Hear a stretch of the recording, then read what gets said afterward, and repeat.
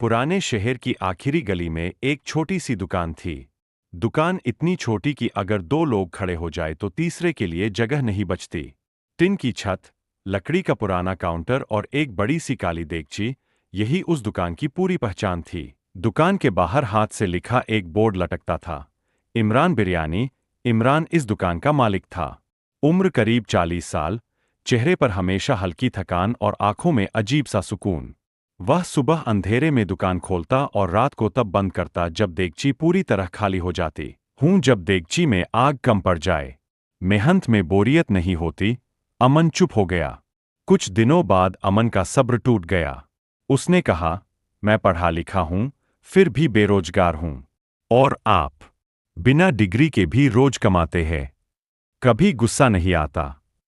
इमरान दूसरा कैरेक्टर था अमन। अमन शहर में नया था, पढ़ा लिखा, सपनों से भरा, लेकिन हालात से टूटा हुआ। वह नौकरी की तलाश में यहां आया था, लेकिन 3 महीने बीत जाने के बाद भी हाथ खाली थे। कमरे का किराया बाकी था, जेब में पैसे गिने चुने और मन में सवालों का शोर। इमरान ने चम्मच रोक दी। उसने पहली बार अमन की तरफ ठीक से देखा। गुस्सा बहुत आता है, इमरान बोला, लेकिन मैंने सीखा है कि गुस्सा देगची में नहीं डालते, उसमें सिर्फ सब्र और मेहनत डालते हैं।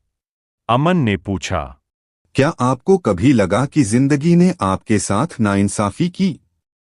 इमरान हंसा। नाइंसाफी तो रोज होती है, लेकिन सवाल यह है कि हम उसके बाद क्या करते हैं।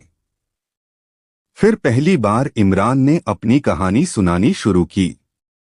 मैंने भी सपने देखे थे, उसने कहा। मैं भी शहर छोड़कर कहीं जाना चाहता था, लेकिन घर की जिम्मेदारी, हालात सब यहीं रोक लाए। शुरू में यह दुकान मजबूरी थी, बाद में आदत बनी और फिर यही पहचान बन गई। अमन ने कहा, तो आपने अपने सपने छोड़ दिए? इमरान ने सिर हिलाया। नहीं, मैंने अपने सपनों का रास्ता बदल दिया। वह बोला, सपना बड़ा दिखने से नहीं, सच्चा होने से बड़ा होता है। अमन हर दिन देर तक बैठने लगा। वह इमरान को काम करते देखता, कैसे वह हर प्लेट में बराबर चावल डालता, कैसे किसी दिन स्वाद से समझौता नहीं करता। एक शाम अमन बोला, अगर कल आपकी दुकान बंद हो जाए तो? इमरान ने जवाब दिया, तो मैं अगले दिन फिर खोलूंगा। जब तक सांस है, देगची चढ़ेगी। समय बीतता गया। अमन के इंटरव्यू होते रहे, रिजेक्शन मिलते रहे। कई बार वह टूट जाता, लेकिन हर बार वह इमरान की दुकान पर आता। एक रात अमन ने कहा, आज मैं हार मान लेना चाहता हूं। इमरान ने प्लेट आगे बढ़ाई। पहले खा लो। खाली पेट लिया गया फैसला अक्सर गलत होता है। अमन की आंखों में आंसू थे। आपको डर नहीं लगता? इमरान बोला, डर लगता है, लेकिन डर को काम पर हावी नहीं होने देता। उस रात अमन देर तक बैठा रहा।